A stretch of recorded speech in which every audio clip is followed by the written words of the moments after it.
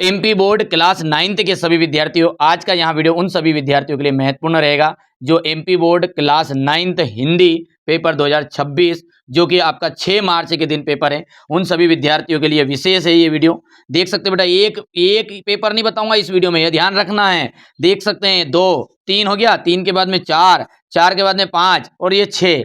ठीक है, मेरी जवाबदारी, यदि इससे पेपर आउट चला गया तो गारंटी, चाहे आपके पास में सेट ए आए, बी आ रहा हो, सी आ रहा हो, डी आ रहा हो, ई आ रहा हो, एफ आ रहा हो, लेकिन पूरी क्लास अटेंड कर ली, शुरुआत में ही कह रहा हूं मैं, पूरी क्लास को अटेंड कर लिया तो गारंटी, यदि 75 के 75 नंबर नहीं आए तो दूसरी बार चैनल पे मत आना भली।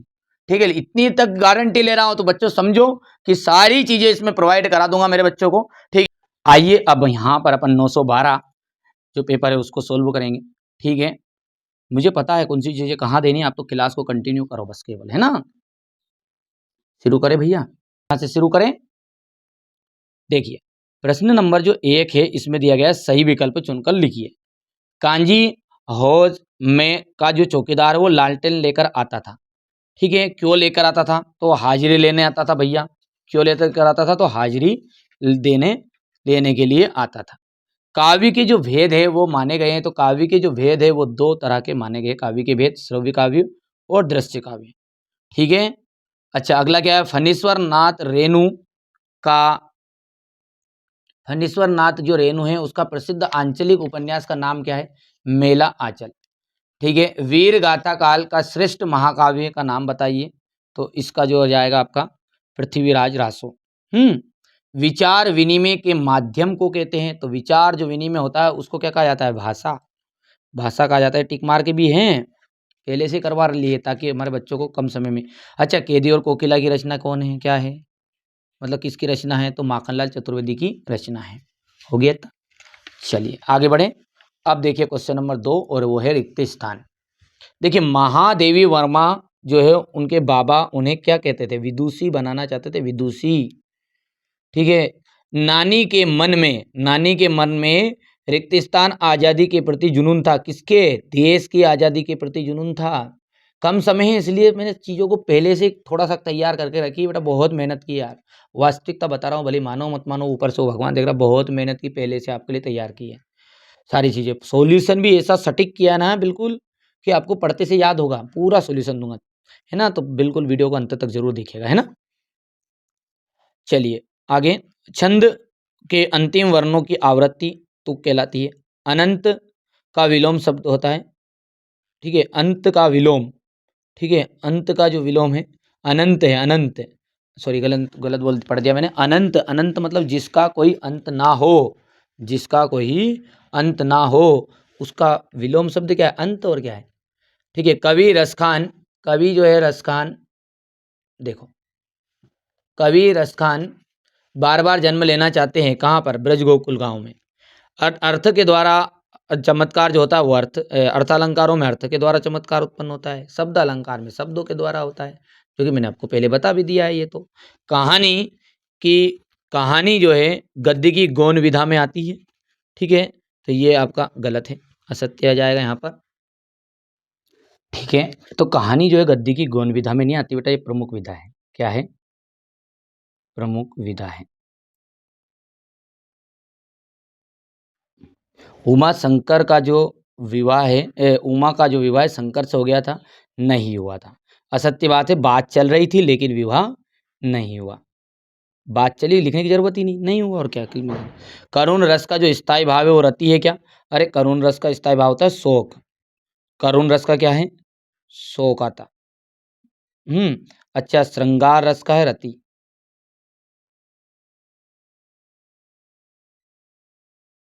हो गया। चलिए, भूपति में ती उपसर्ग है, अरे भूपति में ती उपसर्ग, ये बात तो कैसा कहीं तक नहीं आ गया। भू यहाँ पे मूल शब्द है ना, पति प्रत्यय है इसमें, ध्यान रखना है। मैं लिख दूं यहाँ पर, भू क्या है, मूल शब्द है, और पति, पति प्रत्यय है इसमें, यानी कि भू धन पति, भूपति रहेगा याद।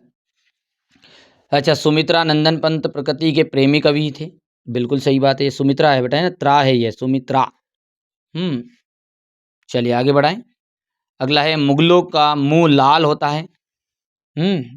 तो मेरे बचपन के दिन पाठ के आधार पर तिब्बत में मुगलों का जो मुंह है लाल नहीं बल्कि वे छोटे छोटे और चिपटे होते हैं। ठीक है, तो ये बात आपके असत्य है।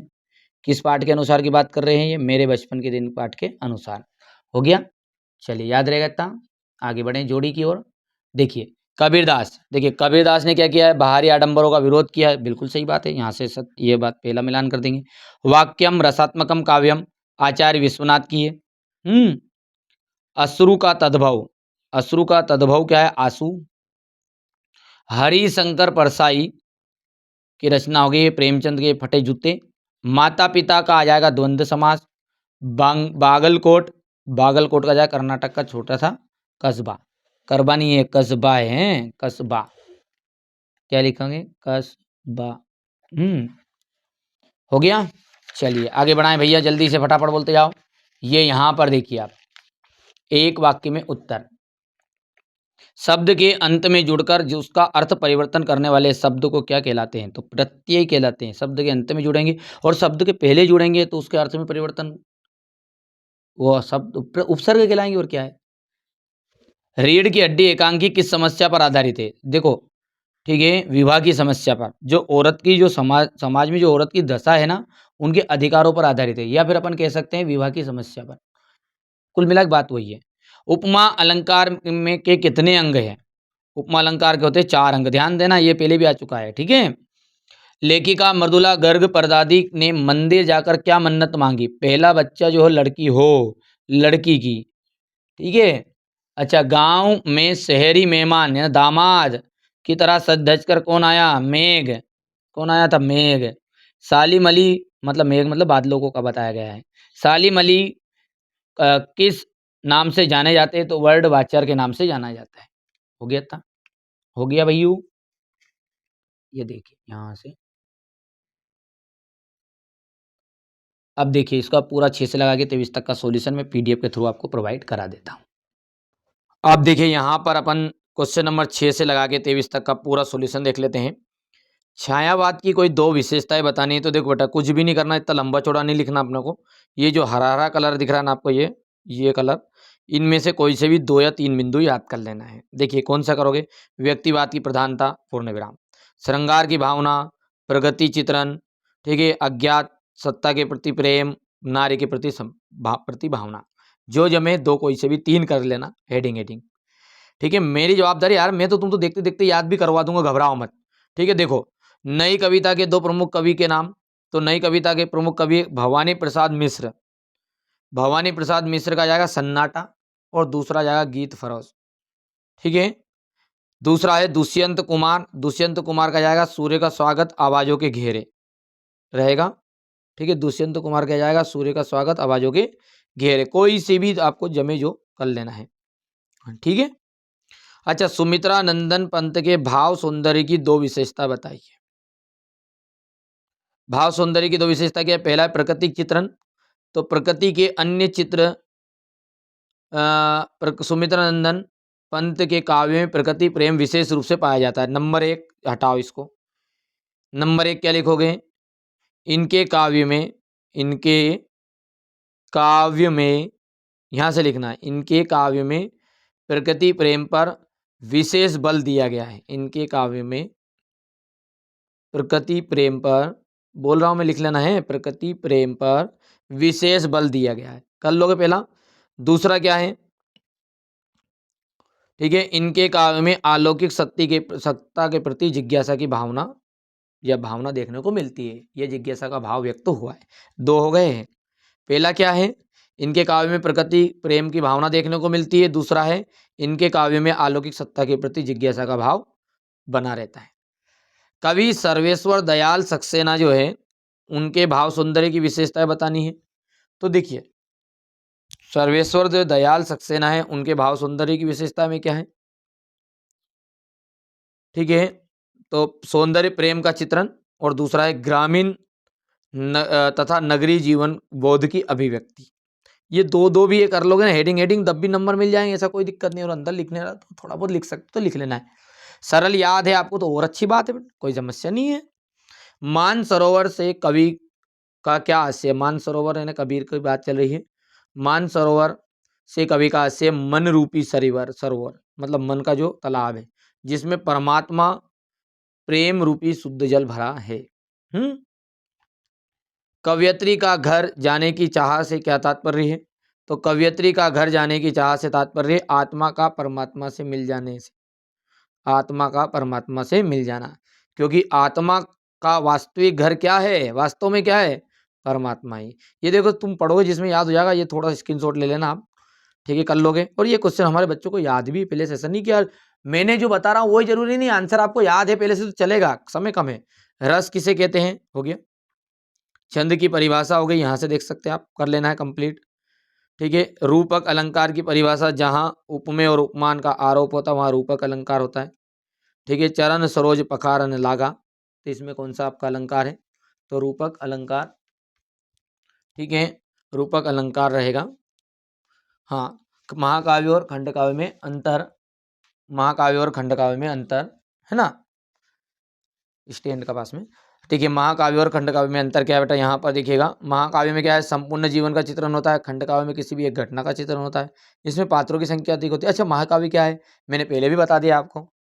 महाकाव्य में क्या है? अपन जन्म लो, पैदा हुआ, सगाई ने, ब्याह ने, छोटी ने, मासा जी ने, फूफा जी ने, सब सबके बारे में बताओ, तो वो संपूर्ण जीवन हो गया।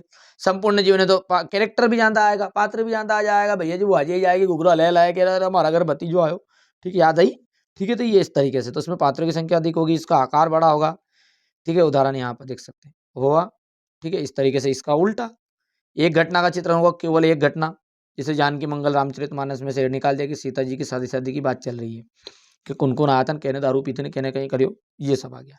इसमें पात्रों की संख्या कम होगी, इसका आकार छोटा होगा, सिंपल सी बात है। हिंट को पकड़ो, यहां से क्वेश्चन नंबर 12 है ये रहा आपका क्वेश्चन नंबर 13। और क्वेश्चन नंबर 13 का में आपको मुंशी प्रेमचंद्र और मीराबाई की दो रचनाएं लिखते हुए उनके साहित्य में स्थान लिखना है। तो देख लो मीराबाई का और मुंशी प्रेमचंद है, हो गया।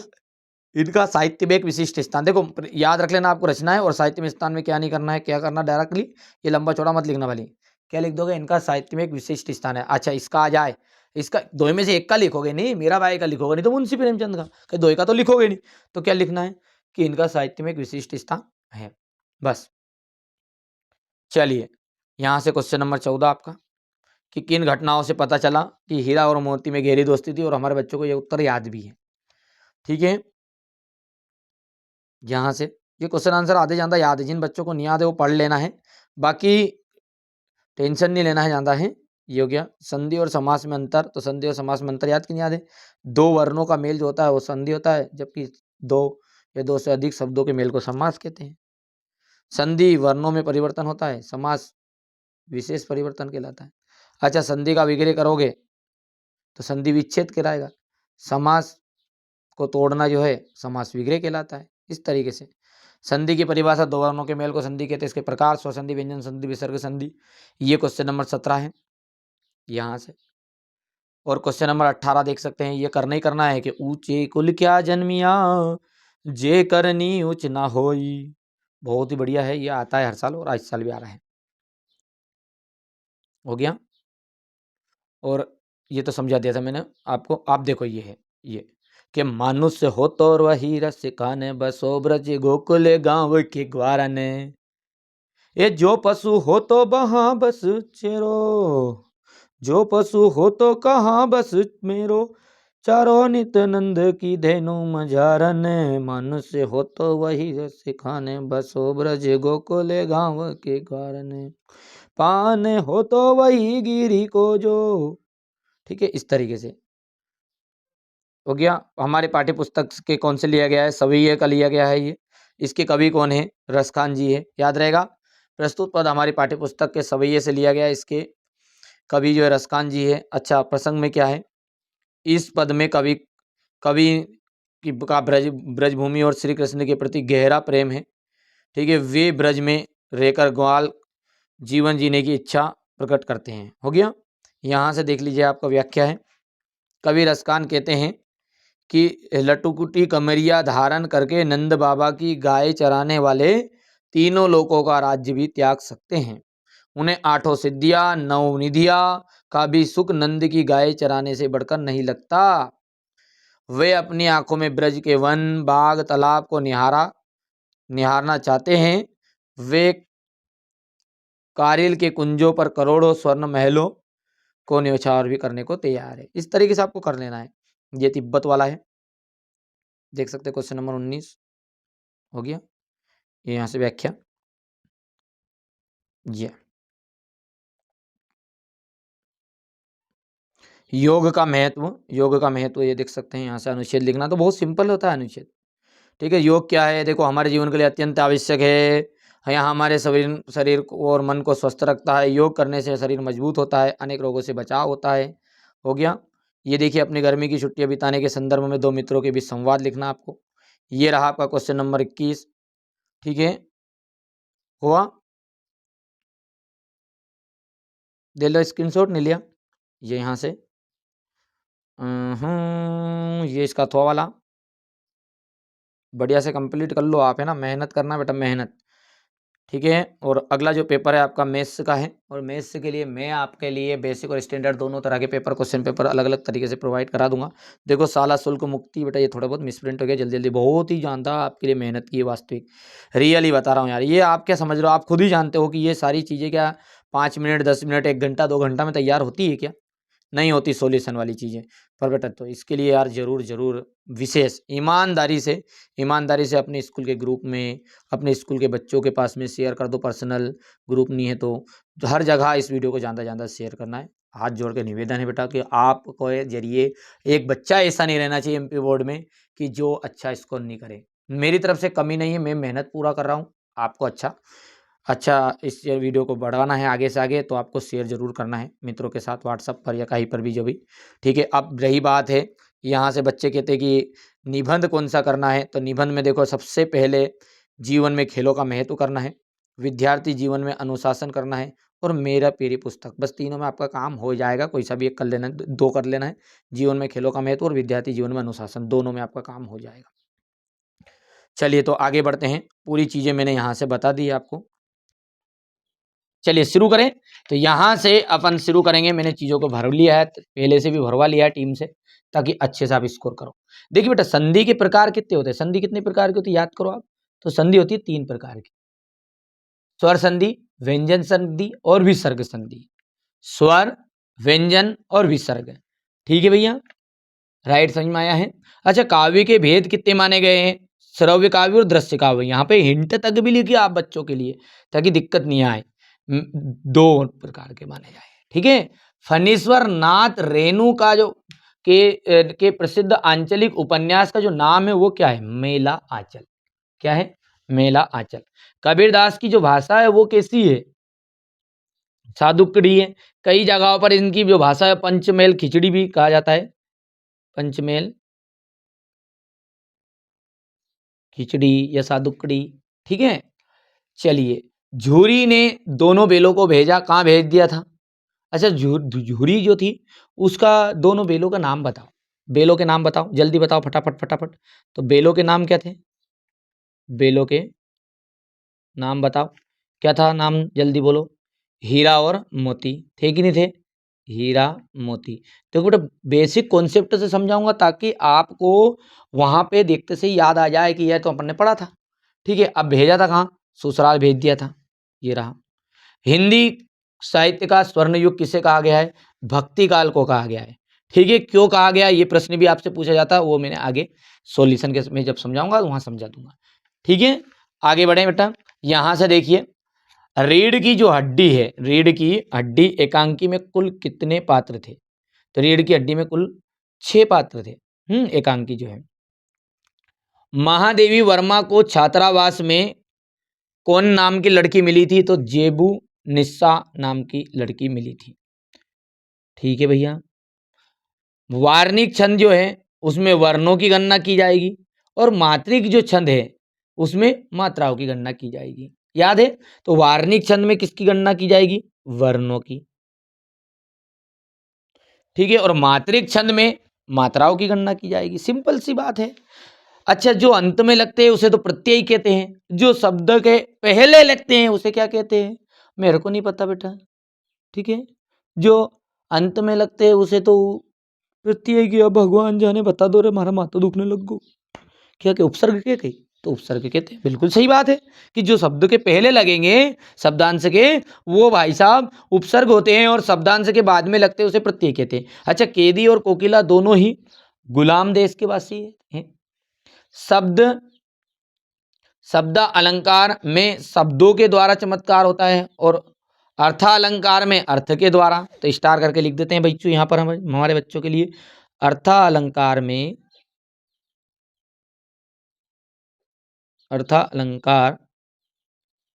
अलंकार में अर्थ के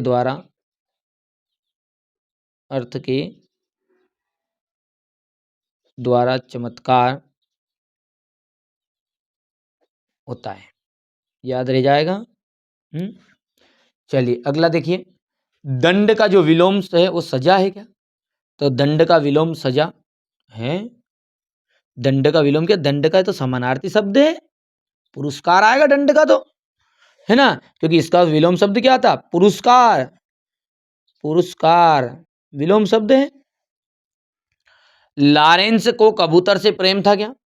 ठीक है, लॉरेंस जो था कबूतर से नहीं था, पक्षियों से प्रेम था, यह असत्य हो गया बात, ठीक है, और पक्षी से प्रेम था, तो इसका डाउट है, ठीक है, थोड़ा सा एक बार आप लेकिन रस की संख्या 33 होती है, रसों की संख्या, ओ भाई साहब, स्थायी भावों की संख्या मानी गई 33, तो रसों की संख्या कितनी होती है? 9 होती है, ठीक है। अच्छा, 10वां रस भी है, या फिर आप 10 भी लिख सकते हैं, 9 या 10 दोनों लिख सकते हैं, लेकिन आपको 9 रस के नाम से अधिकतर गया है, ठीक है, बाकी 10 भी लिख सकते हैं बेटा, कोई दिक्कत नहीं, वो ऑप्शन देगा वहाँ, कन्फ्यूज होने की जरूरत नहीं है आपको। 9 आएगा तो भी राइट रहेगा, फिर 9 देगा तो 10 नहीं देगा, 10 देगा तो 9 नहीं देगा, और पूछ लेगा कि 10वां रस कौन है, तो वात्सल्य रस है, ऐसा आता तो इतना कन्फ्यूजन वाला नहीं था कि हम 9 लगाएं कि 10 लगाएं, वैसे तो 11 हो गए, भक्ति रस भी हो गया एक है। नानी के मन में देश की आज़ादी के प्रति जुनून था, सत्य बात है। अच्छा, सुमित्रा नंदन, ये सुमित्रा है, सुमित्रा नंदन पंत जो है प्रकृति के सुकुमार कवि हैं, सत्य बात है। तिब्बती जो जमीन है छोटे बड़े जागीरदारों में बटी, तो बिल्कुल सही बात है। आ गया समझ में? आगे बढ़ाएं।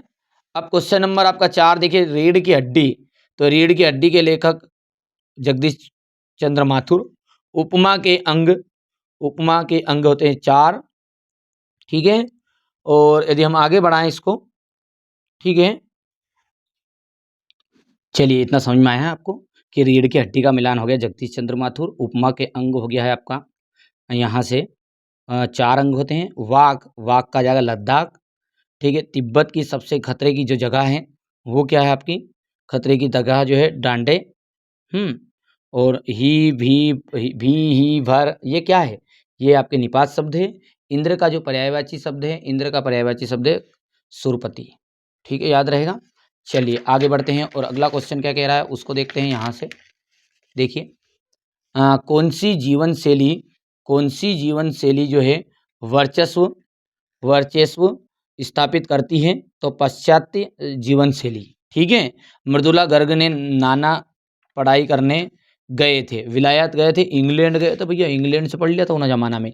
अच्छा, पंडित जगन्नाथ के अनुसार जो काव्य है उसकी परिभाषा क्या है? ठीक है, तो ये परिभाषा आपको लिखना है, जगह ही नहीं है इतनी लंबी चौड़ी लिखने की। इस जल प्रलय में बाढ़ के पानी को क्या कहा गया है बेटा? मृत्यु का तरल दूध। मैं जितना बताऊँ ना उतना कंप्लीट करो, मेरी जवाबदारी यार आपको अच्छे स्कोर करने की, मेरी जवाबदारी। मैंने कहा ना आपसे को कोई लेना देना नहीं कि पेपर कैसा आ रहा है, क्या हो रहा है, क्या नहीं हो रहा है, तरह तरह के पेपर लोग बताएंगे यूट्यूब पर, तो ठीक है उनसे मत डरो।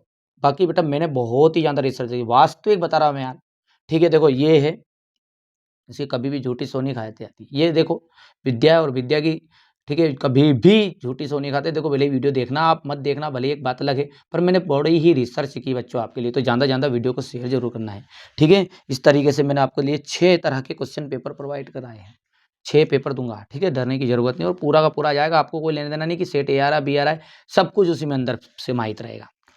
1 नंबर तक का ऑब्जेक्टिव भी आउट चला जाए तो क्या देना तुम तो।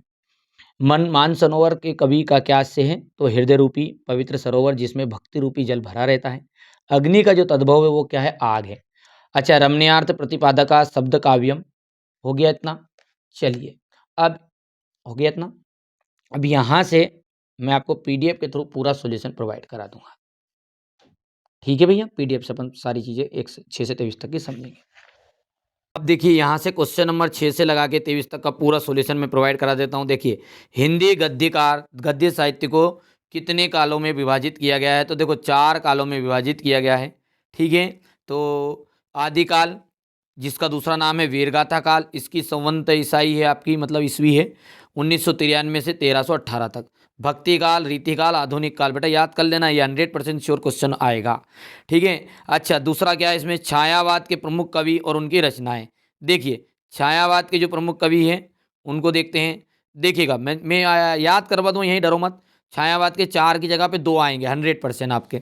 देखो जयशंकर प्रसाद, देखो जयशंकर प्रसाद मेरा नाम है। ठीक है भैया, ध्यान रखना है, किसका नाम है? मेरा नाम है, समझो।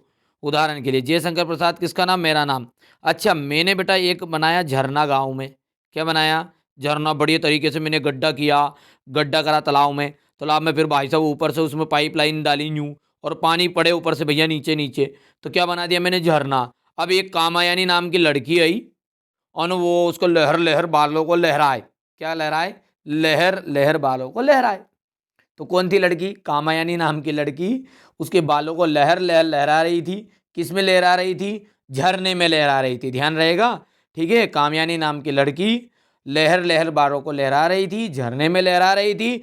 अब भैया मारे कहीं गुस्सो आयो रे भगवान कसम, अरे तू सड़ी खा चोरी तू, अरे इतना पैसा लगा तर लेना के तारा बाल धोने सर कहीं झरनो, जो दिया एक झापटा नहीं तो तोड़ दी उसकी पासू, और तोड़ दी पासू तो निकलिया गई उसका आंसू। समझ में आ गई? तो कामयानी नाम की लड़की लहर लहर लहरा रही थी। क्या क्या लहरा रही थी? बालों को। किसमें? झरने में। तोड़ दी पासू, निकल गए उसके आंसू। याद रहेगा, जयशंकर प्रसाद की कामयानी लहर झरना आंसू, जिंदगी भर याद रहेगा, भुलाएगा नहीं। सूर्यकांत त्रिपाठी निराला, सूर्यकांत त्रिपाठी निराला का क्या जाएगा? देखिए सूर्यकांत त्रिपाठी निराला, काम भी निराला, नाम जैसा काम भी वैसे ही। तो यहाँ पे देखो, उंगली में अंगूठी, अंगूठी में नगीना, अनामिका, अनामिका मतलब होता है अंगूठी बोल सकते हैं अपन। तो इनकी शादी कर लिए, सगाई करवाई भैया मैंने, सगाई करवाई, तो ये क्या कर रहे हैं? अनामिका लेके गए, खाली एक बीटी ले ली। अब बीटी भैया भाव जानता तो सुनना की ले ली, अब पैसा ही नहीं, तो प्रसाद काई के लेके गए, प्रसाद बांटे बटाए, बतासा तसा, तो जानो नहीं जानो भैया, तो परमल की प्रसाद बटाए, लो साहब परिमल। तो सूर्यकांत त्रिपाठी निराला, नाम भी निराला ना काम भी निराला। सगी में क्या लेके गए? जल्दी बोलो। परिमल कि प्रसाद लेके गए और अनामिका लेके गए। अंगूठी मत लिखना, अनामिका। महादेवी वर्मा, ये 2 डांसर ले गए थे गेले गेले ढूंढ ढांड के। महादेवी वर्मा ये रेशम से बाल इनके निहार रही थी। ठीक है, और सुमित्रा नंदन पंत जो है वो वीणा और युगवानी। ठीक है, मेरे को पता है सुमित्रा नंदन पंत व्यक्ति है, पर मैं डांसर की बता रहा हूँ। ठीक है, ये उसका डांसर जोड़ीदार हो, याद रहेगा बेटा, मैंने याद कराने की कोशिश की आपको। चलिए, माखनलाल चतुर्वेदी के भाव, सौंदर्य या कला पक्षी की कोई 2 विशेषताएं बताइए। तो देखिए माखनलाल चतुर्वेदी, ठीक है, खड़ी बोली में काव्य रचना की, इतना कोई जरूरत नहीं है इसको चढ़ने की। माखनलाल चतुर्वेदी ने खड़ी बोली में काव्य रचना की। वे कविता में शिल्प की तुलना भाव को अधिक महत्व देते हैं, याद रहेगा। अच्छा, सर्वेश्वर दयाल सक्सेना के शिल्प सौंदर्य की विशेषता बताओ। तो इनके काव्य में कल्पना के अनूठे चित्र अंकित है। इनकी भाषा लोक जीवन में महक युक्त है। याद करना यार बेटा, मैंने मेहनत की। देखो ये आप क्या समझ रहे हो कि 2 मिनट में तैयार हो गई क्या? अरे आप सभी पेपर देने गए, जब मैंने बैठ के सारी चीज़ों को तैयार किया, पहले कंप्यूटर में, लैपटॉप में, सारी चीज़ों को बेटा तुम्हारे लिए करवाया यार। विशेष तो ईमानदारी से भगवान कसम, ईमानदारी से तुम भी है ना 100% याद कर लेना यार बाबू। और साथ में है ना पूरा का पूरा वीडियो आप दोस्तों के साथ शेयर कर देना ईमानदारी से। ठीक है, सब्सक्राइब करना आप, तुम्हारी मर्जी, तुम्हारे साथ, तुम्हारी ईमानदारी तुम्हारे साथ। मैंने तो बच्चों के लिए मेहनत की है और मैं हर पल मेरे बच्चों के साथ खड़ा हूँ।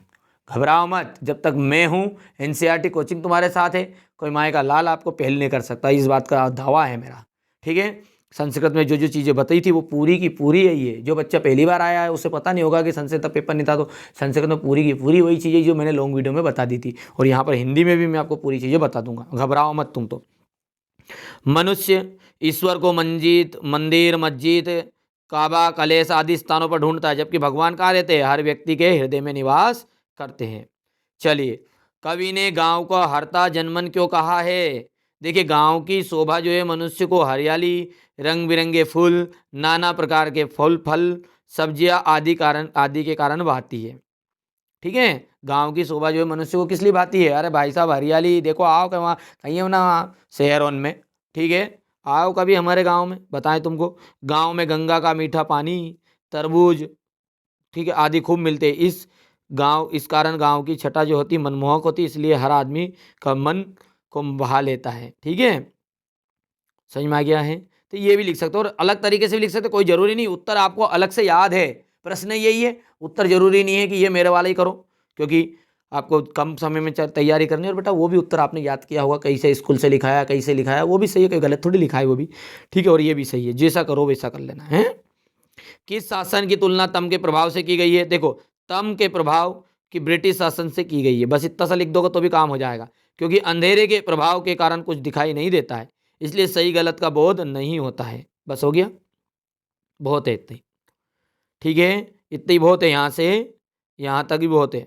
ठीक है, सही गलत का बोध नहीं हो पाता है, बस। ठीक है, बच्चे का काम पर जाना धरती के लिए एक बड़े हादसे के समान है, क्यों? देखिए, बच्चे जो होते हैं इस देश का भविष्य है, बस यदि बच्चे पढ़ लिख नहीं पाते तो हमारे देश की आने वाली पीढ़ी भी पिछड़ी होगी, मतलब पीछे रह जाएगी। ठीक है भैया, चलिए आगे बढ़ें। तो यहाँ से अपन देखिएगा अगला जो है उसको समझते बाबू, रस किसे कहते हैं? रस किसे कहते हैं? ठीक है, ये कर लोगे नहीं? बाकी कोई जरूरी नहीं कि पूरा करो, आधा भी कर लोगे नहीं काम हो जाएगा, ये रात तक कर लो। ठीक है, रस किसे कहते हैं? रस के अंग देखो, कोई भी पद्य गद्य को पढ़ने में, सुनने में, ठीक है, कोई भी काव्य बोल सकते हैं अपन, रटी रटाई परिभाषा जिंदगी भर की, किसी काव्य को पढ़ने सुनने में जो आनंद की अनुभूति होती है उसे रस कहते हैं। रस के 4 अंग होते हैं, स्थायी भाव, विभाव, अनुभाव और संचारी भाव। कर पाओगे? चलिए आगे बढ़ाएं, जुलूस, कम समय में चीजें प्रोवाइड करानी बच्चों। ठीक है, देखिए दोहा छंद की परिभाषा उदाहरण से, देखिए दोहा के प्रथम और तृतीय चरणों में 13 मात्राएं होती, कितनी कितनी मात्राएं होती याद कर लेना। दोहा और चौपाई दोनों में से एक तो आएगा ही आएगा, और दोहा आता है अधिकतर 9th में। तो ठीक है, दोहा के प्रथम और तृतीय चरणों में कितनी कितनी मात्राएं होती? 13 मात्राएं होती। दूसरे और चौथे में 11 और 13 और 11 मिला के 24 मात्राएं पूरी होगी। बाकी ये नीचे की लाइन आपको याद करनी नहीं है ये। ठीक है, ये कर लोगे? बोलो हाँ। दोहा के प्रथम और तृतीय चरणों में कितनी कितनी मात्रा है? 13 दूसरे और चौथे में 11 कुल मात्रा है 24 हो गई। अच्छा, ये कौन का? अरे हट, इसको कौन करे? अपन तो करेंगे वो कौन सा? बड़ा हुआ तो क्या हुआ, अरे जैसे पेड़ खजूर, अरे पंथी को छाया नहीं, फल लागे अति दूर। जो याद है दोहा, कई दोहा चलेगा। कबीर का दोहा याद है क्या? कि साई इतना दीजिए और जा में कुटुंब समाई, अरे मैं भी भूखा ना रहूं, साधु आ जाए तो वो भी भूखा ना जाए। कर लोगे नहीं कर लोगे? अच्छा, आजकल हनुमान चालीसा हर बच्चे के मुख पे रहती है, तो वो शुरू की लिख देना, श्री गुरु चरण सरोज रज निज मन मुकुर सुधार, भरनौ रघुवर विमल जसु जो दायक फल चार, अरे बुद्धिहीन तनु जान के सुमरो पवन कुमार, बल बुद्धि विद्या देवमय हरेव कलेश विकार। बोलो भाई रामचंद्र जी की जय। ठीक है, कर लोगे? कोई से कर लेना बेटा, कोई जरूरी नहीं है, दो आगे बहुत सारे। अच्छा, महाकाव्य और खंडकाव्य में अंतर। लो जीना बच्चा का महाकाव्य खंड काव्य नहीं याद, फिर जिंदगी बेकार, कई काम की जिंदगी। देखो रे, महाकाव्य में क्या है कि तुम्हारे ऊपर से महाकाव्य लिख रहा हूं मैं, तो तू कद पैदा हुआ भैया, कद जन्म हुआ तेरा, कब तू मरेगा? अरे मरेगा नहीं अभी तो बहुत दिन जिएगा, मतलब कब तू पैदा हुआ, तेरी सगाई कहाँ हुई, ब्याह कहाँ होगा, ठीक है, चोरी कितना होगा कितना नहीं होगा, वो सारी चीज जीवन के बारे में बता दे, तो वो पूरी की पूरा संपूर्ण चित्रण कहलाता है महाकाव्य। ठीक है, अब किसी भी एक घटना का चित्रण, कि तेरे को ब्याह में कितना मारा था, ठीक है, तेरे को हरा दिया था वो गेम खेलो जिसमें, तो भैया किसी भी एक घटना का चित्रण कर लें कि तेरी सगाई कहाँ हुई, ब्याह कहाँ हुआ, इतने से बारे में बात करें तो ये भैया कहलाता है अपना किसी भी एक घटना का चित्रण। तो ये ठीक है, हमारे नन्हे मुन्ने बच्चे हैं बेटा, कोई दिक्कत नहीं, मैं हंसी मजाक में पढ़ाना चाहता हूँ और कोई समस्या नहीं है, नहीं तो दांत हेड़ते रहना, बिल्कुल खुश रहना है। पात्रों की संख्या अधिक होगी, देखो इसमें संपूर्ण जीवन है तो पात्र भी जानता होंगे, अब पात्र जानता है तो आकार भी बड़ा होगा। ठीक है, नहीं समझ में आई?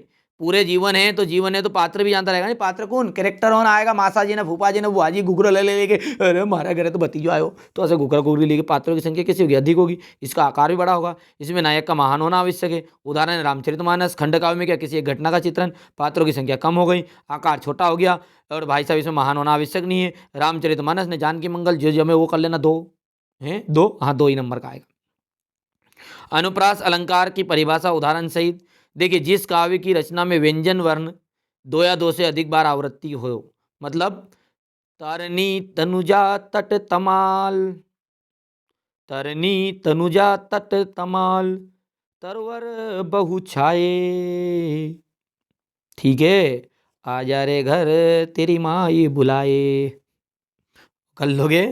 गद्य की प्रमुख 4 विधाएं, रेखा चित्र, संशय स्मरण, आत्मकथा, जीवनी, रिपोर्टाज, साक्षात्कार, राइट रहेगा। आगे बढ़े। नाटक और एकांकी में अंतर। देखिए, नाटक और एकांकी में अंतर क्या आएगा? नाटक में होते बाबू अनेक अंक, एकांकी में होता है एक अंक, ठीक है। नाटक दृश्य काव्य का विस्तृत रूप है। नाटक जो है क्या है? दृश्य काव्य का विस्तृत रूप है। एकांकी क्या है? दृश्य काव्य का छोटा रूप है। इसमें समय, स्थान, घटना पर विशेष बल नहीं दिया जाता, इसमें विशेष बल दिया जाता है। हो गया। आगे बढ़ाएं जुलूस। मुंशी प्रेमचंद की रचना लिखते हुए साहित्य में स्थान लिखिएगा। तो रचनाएं गोदान, कर्मभूमि, सेवा सदन, निर्मला, रंगभूमि। भाषा शैली में क्या जाएगा? भाषा शैली में जाएगा, प्रेमचंद की जी की भाषा उर्दू में लिखते थे, हैं, परंतु बाद में इन्होंने हिंदी आरंभ की किया। ये चीज़ें याद है हमारे बच्चों को, कर लोगे। हरिशंकर परसाई, देखिए कम समय है बेटा, इस चीज़ों में क्या क्या चीज़ याद करा सकता हूँ बेटा मैं भी। अच्छा, छोटी बच्चों को बेलों से के प्रति प्रेम क्यों मढ़ाया, ये आपने पढ़ा ही होगा। लेखक राहुल सत्याग्रत वाला करना है। सालिम अली पक्षी के प्रेमी कैसे बने, कर लोगे, क्योंकि बचपन में सालिम अली ने एक पक्षी को गोली मार दी, तो सारे के सारे जितने भी भाई साहब पक्षी प्रेमी बने। जी दारू कुट्टा रहे नहीं, जी दिन भर दारू पे। हमारे गांव में भी ऐसा कलेक्टर होने, अब दारू छोड़ दी तो भैया दोनों ये तो भगवान कन जाएगा, धोख पड़ने चलो भगवान भगवान। अरे तूने एक गांव का एक मुर्गा तितरा नहीं छोड़ा रे, सारा तालाब का गुरिया तालाब से लगे बड़ा तालाब तक कहीं कहीं नहीं छोड़ा तूने। अने तू बड़ा भगत बने अबे, और बात करे मार तो भगवान किसी नफरत हो, कहीं दारू पीछे से नफरत हो, ऐसी बात करे भी बारे नमूना होन। हाँ, कहीं को नाम बताऊँ, कहीं कदा कहीं लड़ने जाए मगर फिर। चलिए यहाँ पे देखो, हाँ, क्योंकि हमारे तो दारू काटर, मेरे को इतना गुस्सा आया नहीं फिर उतनी घड़ी, क्या कहूँ मैं उनको। हो गया। चलिए आगे बढ़ाएं। यहाँ 9-2-11 होना, भाग जाना। अरे पुलिस को आते से चोर कहाँ भाग गया, 9-2-11 हो गया। ईद का चांद बहुत अधिक दिनों में दिखाई देना, तुम तो आजकल ईद का चांद हो गए रे, दिखाई नहीं दिए। समाज की परिभाषा, समाज की परिभाषा एवं प्रकार। समाज की वहाँ प्रक्रिया है जिसमें 2 या 2 से अधिक शब्द मिलकर एक नया शब्द बनाते हैं। समाज के प्रकार हो गया अव्ययी भाव समाज, तत्पुरुष समाज, द्वंद्व समाज, बहुब्रीहि समाज, कर्मधारय समाज। बाढ़ पीड़ित में कौन सी बीमारी फैलने का खतरा रहता है? बाढ़ पीड़ित क्षेत्र में कौन सी बीमारी? तो बाढ़ पीड़ित क्षेत्र में गंदगी, दूषित पानी, कई बीमारियां फैलने का खतरा रहता है, जैसे हैजा, डायरिया, दस्त, मलेरिया, टाइफाइड, डेंगू। हो गया। रीढ़ की हड्डी एकांकी का उद्देश्य लिखिए। तो रीढ़ की हड्डी एकांकी का उद्देश्य क्या है? समाज में फैली हुई दहेज प्रथा, पुरानी कुरीतियों का विरोध करना है। इस एकांकी में बताया गया है कि मनुष्य की आत्मसम्मान और दृढ़ता के साथ अन्याय का विरोध करना चाहिए। हो गया। अच्छा, ये संदर्भ प्रसंग व्याख्या याद की नहीं आती, ईमानदारी से बताओ, ये आएगा रे हैं, बता दूं कि ऊंचे कुल क्या जन्मिया, अरे जे करनी ऊंची ना होई, ऊंचे कुल में जन्मिया और जब भी करनी तूने ऊंची नहीं करी, तो सुरवन कलश सुरा भरिया साधु निंदा सोई। इसका मतलब क्या है कि यहाँ पर आपने ऊंचे कुल में जन्म लिया है फिर भी बड़ा काम नहीं किया, यदि ऊंचे कार्य नहीं कर पाए फिर भी तुच्चापनी में रह गए, तो तुमने, ठीक है, श्रेष्ठ कार्य नहीं किया, ठीक है। तो वो उसी समान है, उसी समान है कि जो कलश का जो कलश है वो सोने के घड़े से भरा हुआ है, सॉरी सोने का जो घड़ा है, गलत बोल दिया मैंने, सोने का घड़ा है और वो मदिरा से भरा है, तो साधु लोग तो उसकी निंदा ही करेंगे, भले ही तुम कितनी अमीर खानदान में पैदा हो गए, कितने बड़े बाप की औलाद हो, लेकिन आपने ऊंचे कुल में जन्म लेके आपने करनी वो अच्छी कर दी, ठीक है, तो आपका कोई जीवन सार्थक नहीं है। यहाँ पर इस बात को बताया गया है बेटा, बिल्कुल आप कंप्लीट कर लेना है। संदर्भ प्रस्तुत पद्यांश हमारी पाठ्यपुस्तक की साखिया के शीर्षक से अवतरित लिया गया। इसके कवि कौन है? कबीरदास जी है। कबीरदास जी के अनुसार ऊंचे कुल में जन्म लेना ही तभी सार्थक होता है जब प्राणी ने में कोई कार्य श्रेष्ठ हो, ठीक है। यहाँ से आप देख सकते हैं कबीरदास जी के अनुसार ऊंचे कुल में जन्म लेने पर कोई भी बड़ा नहीं होता, यदि ऊंचे कार्य नहीं होते हैं तब भी वहाँ ऊंचा नहीं हो सकता, ठीक है। श्रेष्ठ कार्य करने वाला ही ऊंचा व्यक्ति कहलाता। उदाहरण के लिए सोने का कलश जो है मदिरा से भरा है, तो साधु लोग जो है उस कलश की निंदा ही करेंगे। क्या गाती हो, क्यों रह जाती हो, कोकिला बोलो तू, क्या लाती हो संदेश किसका, कोकिला बोलो तो। देखिए, प्रस्तुत पद्यांश जो है ना हमारी पाठ्यपुस्तक की कैदी और कोकिला नामक कविता से लिया गया है। इसके रचनाकार कौन है? माखनलाल चतुर्वेदी है। प्रसंग क्या है यहाँ पर? प्रसंग देखो, यहाँ कवि कोयल से रात्रि में अचानक कूकने की वजह पूछते हैं और अपनी जेल की दुख भरी स्थिति बताते हैं। हो गया। यहाँ से आप भावार्थ ले सकते हैं। ये संदर्भ प्रसंग व्याख्या है काव्यांश का, तो ये आप तो कर सकते हैं। ये तो सिंपल है ना, पढ़ लेना है, पढ़ के जाना है एक बार। चीज़ों को मैंने कंप्लीट करने की कोशिश की हमारे बच्चों को। यहाँ पर देखो अथवा हो गया, यहाँ पर देखिए यातायात के, भले आपके पास में सेट ए आए, सेट बी आए, सी आए, मैं जितना बता रहा हूँ ना उतना आप कंप्लीट करो, मेरी जवाबदारी, बाकी आप। ठीक है, चलिए हो गया। ये यहाँ पर देख लीजिएगा, क्वेश्चन नंबर 21 जो है, नर हो ना निराश करो मन को। यदि नर हो तो निराश मत करो मन को। अरे कुछ काम करो, कुछ काम करो, जग में रहकर कुछ नाम करो। यहाँ जन्म हुआ किस अर्थ हो, समझो यह जिसे यहाँ व्यर्थ ना हो। कहो तो उपयुक्त करो मन को, नर हो ना निराश करो मन को। आप पठित काव्यांश जो है इसमें का उपयुक्त शीर्षक क्या है? कर्म का महत्व बताया है कि नर है तो निराश मत करो मन को, काम करो भैया, काम करो, खूब मेहनत करो, ये कर्म करो, जग में रहकर कुछ नाम करो। यहाँ जीवन हुआ किस अर्थ हो, ये जीवन किस लिए पैदा किया तुमको? कायसुर हो पाओगे धरती पे, कायसुर रहेगा ना गाँव में पैदा होने, फिर कहीं काम नहीं करो तो। ठीक है, मनुष्य को क्या करना चाहिए? मनुष्य को निराश नहीं होना चाहिए, जीवन में अच्छे तथा उपयोगी कार्य करके संसार में अपना नाम कमाना चाहिए। उपयुक्त काव्यांश का जो भावार्थ है उसका लिखिए। इस काव्यांश में कवि मनुष्य को निराश ना होने की शिक्षा देता है। वहाँ कहता है कि मनुष्य को जीवन में कुछ अच्छे और उपयोगी कार्य करने चाहिए ताकि उसका जीवन व्यर्थ न जाए। संसार में रहकर मनुष्य को ऐसा कार्य करना चाहिए जिससे उसका नाम हो, उसका जीवन सफल बने। ये हो गया। यहाँ पर देखिए, स्क्रीनशॉट ले लो फटाफट। अब अगला देखिएगा, ये क्लास इतनी इंपॉर्टेंट है बच्चों आपके लिए कि मैं क्या बताऊँ आपको कि आपको कम समय में एक तरह से रामबाण साबित होगी। ये क्वेश्चन नंबर 22 हो गया, ये इसका अथवा हो गया। कर पाओगे। और 23 में निबंध है, निबंध तो आपको याद ही है। ठीक है, अच्छे से आप कंप्लीट कर लेना। नहीं याद है तो मैं आपको सेपरेट बता दूंगा, कोई दिक्कत नहीं। निबंध क्या आएगा क्या नहीं आएगा उसको भी बता देंगे। चलिए, यहाँ पर मैंने इसको सॉल्यूशन के साथ आपको प्रोवाइड करा दिया है। हो गया कंप्लीट। पहली बार आप चैनल पे बेटा ईमानदारी से सब्सक्राइब करो, नोटिफिकेशन ऑन करो, क्योंकि मेहनत की है आपको। आपके समझते कि एक 5-10 मिनट में बन गया क्या सारी चीज़ें? ये आपके लिए तैयार की मैंने जो। ठीक है, तो मेहनत करो और जानता जानता वीडियो को शेयर करना, अपने स्कूल के ग्रुप में कर दो, अपने दोस्तों के पास शेयर कर दो। ईमानदारी से लगे आपको कि हाँ ईमानदारी से पक्का बेटा मैंने मेहनत की तो करना है। चलिए अब यहाँ से अपन 914 वाले पेपर को भी सोल्व करेंगे। ठीक है, सारी चीज़ें कंप्लीट करवाऊंगा। अपन तो देर ना करते हुए फटाफट सब इसको भी समझते हैं। ठीक है, सारी चीज़ें मैंने बहुत सारी चीज़ें तो भरवा रखी है ताकि हमारे बच्चों को दिक्कत नहीं आनी चाहिए बस। चलिए यहाँ से अपन इसको शुरू करेंगे। स्वर का व्यंजन से या फिर व्यंजन का व्यंजन से जो मेल होता है, तो भले ही स्वर का व्यंजन हो या व्यंजन हो, कहने का मतलब ये है कि एक बार व्यंजन होना ही चाहिए, तो वो कहलाती है आपकी व्यंजन संधि। भले वो स्वर के साथ मिले या व्यंजन के साथ मिले, तो व्यंजन संधि ही होगी। शैली के दृष्टि से काव्य के कितने बहुत भेद होते हैं? तो 3। शैली के अनुसार गद्य, पद्य, चंपू और चंपू। ठीक है, कर लोगे भैया यहाँ पर अपन। अब अगला क्या है आपका तीसरा, कबीर के काव्य में का मूल स्वर क्या है? तो समाज सुधार का। कबीर के काव्य का मूल स्वर क्या है? समाज सुधार का। इस जल पिल्ले पाठ की विधा है रिपोतार जी। हिंदी साहित्य का जो स्वर्ण युग है वो माना गया है, तो हिंदी साहित्य का स्वर्ण युग है भक्ति काल को माना गया है। हो गया। कहानी विधा के प्रमुख तत्व है, तो कहानी विधा के प्रमुख तत्व है 6। हो जाएगा। आगे बढ़े। ये क्वेश्चन नंबर 2 आपका रिक्त स्थान है, और रिक्त स्थानों को समझेंगे आप तो। ये हो गया। प्रथम और तृतीय चरण में 13-13 मात्राएं तथा दूसरे और चौथे चरण में 11-11 मात्राएं होती है, तो उस छंद को क्या कहते हैं? तो उसे दोहा कहते हैं। ध्यान रखना है, इसका उल्टा होता है सोरठा। सोरठा में क्या है? 11-11 रहेगी और इधर 13-13 हो जाएगी। अच्छा, कभी कभी ये पूछ लेता है कि दोहा छंद के प्रथम और तृतीय चरण में कितनी कितनी मात्राएं होती, तो ये तत्ता पूछ लेता है। तो बताओ, प्रथम और तृतीय चरण में कितनी कितनी मात्राएं होगी? 13-13। अच्छा, दूसरे और चौथे चरण में कितनी कितनी मात्राएं? तो 11-11 मात्राएं। सेनापति शब्द में देश की आज़ादी के प्रति जुनून था।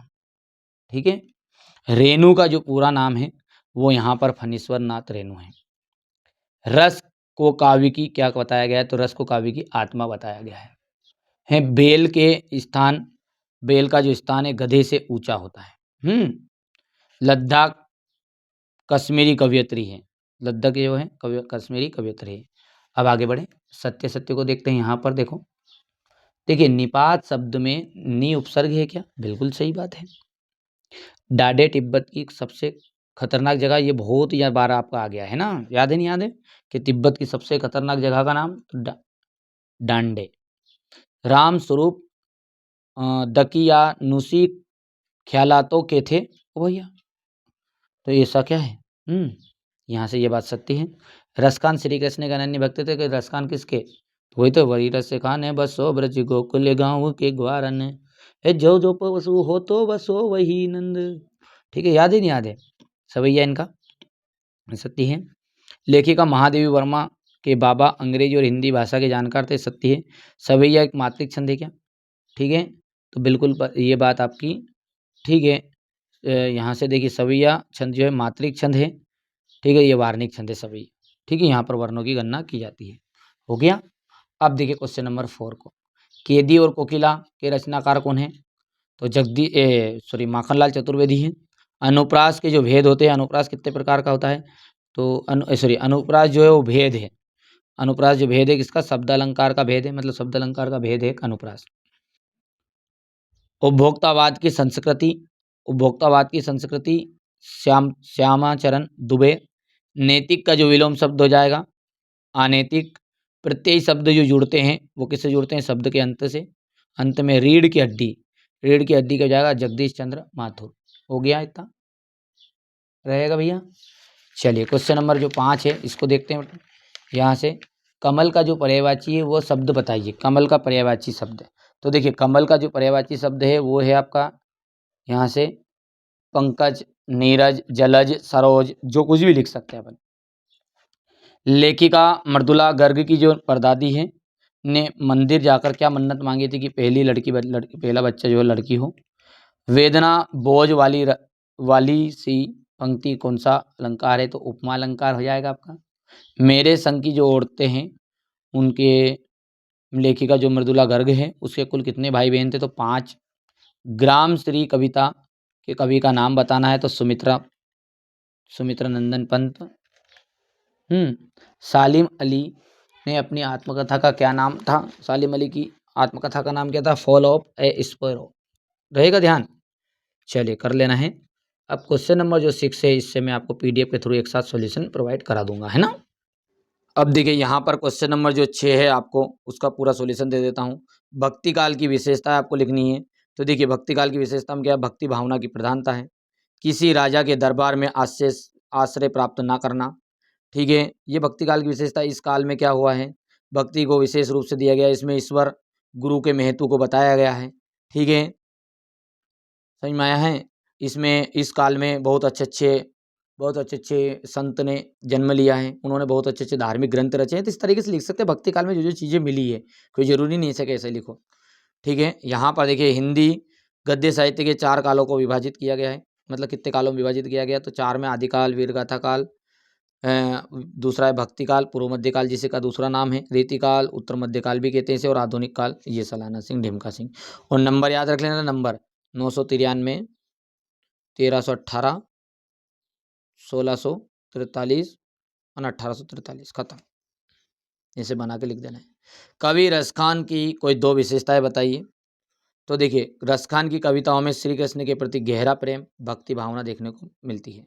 उनकी रचनाओं में ब्रजभूमि और कृष्ण लीला का सुंदर और भावपूर्ण वर्णन देखने को मिलता है। कबीर के शिल्प सौंदर्य की कोई 2 विशेषता बताइए। तो कबीरदास जी की जो भाषा है सरल है, स्पष्ट है और प्रभावशाली है। इनकी रचनाओं में दोहा और साकी जैसे छंदों का प्रयोग हुआ है। हो गया भैया, आगे बढ़ाएं। यहाँ से देखिए ज्ञान की आंधी का भक्त के जीवन पर क्या प्रभाव पड़ता है। तो ज्ञान की आंधी का भक्त के जीवन पर अज्ञान, भ्रम, मोह दूर हो जाते हैं। उसके मन में सच्चे ज्ञान का प्रकाश फैल जाता है, वहाँ ईश्वर के मार्ग पर चलने लगता है। ग्राम श्री कविता के में किस मौसम का सौंदर्य वर्णन है? तो ग्राम श्री कविता में वसंत ऋतु के सौंदर्य का वर्णन है। इसमें खेतों में हरियाली, पेड़ों की डालियाँ, प्रकृति सुंदरता का चित्रण किया गया है। आपने अपने शहर के बच्चे को कब और कहाँ काम करते देखा है? भाई साहब मैंने तो चाय की दुकानों पर, ने ढाबों पे, ने गैरेज पर, ने दुकान पे, अरे कुछ बच्चे को तो सड़क पे सामान बेचते बेचते भी देखा है, कूड़ा करकट बिनते बिनते। तो ये वही का वही है उत्तर, पढ़ लेना है। कवि का जो ब्रज कवि का ब्रज के वन बाग तालाबों को निहारने के पीछे क्या कारण था? तो कवि का ब्रज भूमि से बहुत प्रेम था। ब्रज के वन बाग तालाब कृष्ण की लीलाओं से जुड़े हुए हैं, इसलिए उन्हें देखकर आनंद की भक्ति भावना का अनुभव करता है। कर पाओगे ना? ये सिंपल सिंपल, इनमें ज़्यादा समय बर्बाद नहीं करना चाहता आपका। पढ़ोगे जिसमें याद जाएगा। और बाकी हमारे बच्चों को याद भी है ना? साल भर पढ़ाई करी जिन बच्चों को तो पहले से याद होगा, नहीं याद है तो मैंने समझा दिया बेटा, कोई घबराओ मत, है ना? अंत समय में भी अंतगति सोगति, ठीक है? अंतमति सोगति, सुना नहीं सुना तुमने? देखिए भैया, मंजिल मिले या ना मिले मुकद्दर की बात है, पर अपन कोशिश ना करें बहुत गलत बात है। कोशिश करना है। समय कम है, मैं भी जानता हूँ, कुछ घंटे हैं, पर लेकिन बहुत कुछ हो सकता है। अच्छा, टेंशन लेने से क्या होगा? टेंशन लेने से कुछ नहीं होगा। तो मैं जो बता रहा हूँ उनको अच्छे से पढ़ो, मेहनत करो, ठीक है? समय मत बिताओ कि नहीं यार आएगा नहीं आएगा, संसद का पेपर दे के आया हो कि नहीं आया कि नहीं आया मेरे पास का, तो आया है तो बस ये भी आएगा, क्यों डरो? क्यों डरो? 6 तरह के पेपर आते हैं और 6 तरह के पेपर मैं आपको पूरे के पूरे पेपर प्रोवाइड करा रहा हूँ। सेम टू सेम नहीं देखना, बस ये मत देखना कि ए आए तो ए ही देखना अपने को, बी आए तो बी देखना है, सी आए तो सी आए देखना, डी आए तो डी, ई आ रहा हमारे पास तो ई देखेंगे ना, एफ आए तो एफ। सभी के सभी वीडियो देखने और पूरे वीडियो में से आपका पूरा पेपर बैठेगा, मेरी गारंटी, मेरी गारंटी। ठीक है? खंड काव्य की कोई 2 विशेषताएँ लिखिए। तो खंड काव्य में क्या है? नायक के जीवन की किसी एक घटना का वर्णन देखने को मिलता है। यहाँ महाकाव्य की अपेक्षा छोटा होता है। मात्रिक छंद की परिभाषा और उदाहरण सहित, तो जिन छंदों में मात्राओं की गणना के आधार पर रचना की जाती है उसे मात्रिक छंद कहते हैं। दोहा और चौपाई हो गया है। यहाँ से देखिए, यमक अलंकार, एक कनक कनक ते सौगुनी मादकता दिखाई, या खाए बोराई नर, या पाए बोराई। ये देखिए आपका अगला है क्वेश्चन नंबर 12, डायरी विदा, बढ़िया से स्क्रीनशॉट ले लेना आपको। हरिशंकर परसाई की रचनाएं, भाषा शैली, विशेषता और साहित्य में स्थान देख लीजिए। सिंपल है, अब इतना सिंपल तो तुमको स्कूल में भी नहीं पढ़ाया होगा, रियल बता रहा हूँ। रचनाएं, भोलाराम का जीव, प्रेम के फटे जूते, प्रेमचंद के फटे जूते। थोड़ा जल्दी जल्दी कर रहे हैं इसलिए थोड़ा सा जबान हिचकिचा जाती है। शैलीगत विशेषताएं, उनकी भाषा सरल सहज बोलचाल की है। इनकी रचनाओं में व्यंग और हास्य का प्रभाव देखने को मिलता है। साहित्य में स्थान क्या है? ये प्रसिद्ध व्यंग्यकार है, इनका हिंदी गद्य साहित्य में महत्वपूर्ण स्थान है। लो साहब, महादेवी वर्मा का रश्मि निहार, समझ ले मेरी यार, पढ़ ले रे भाई। ये क्वेश्चन नंबर 14, ये देखिए क्वेश्चन नंबर 14 का था। ये क्वेश्चन नंबर 15, यहाँ से आप देख सकते हैं।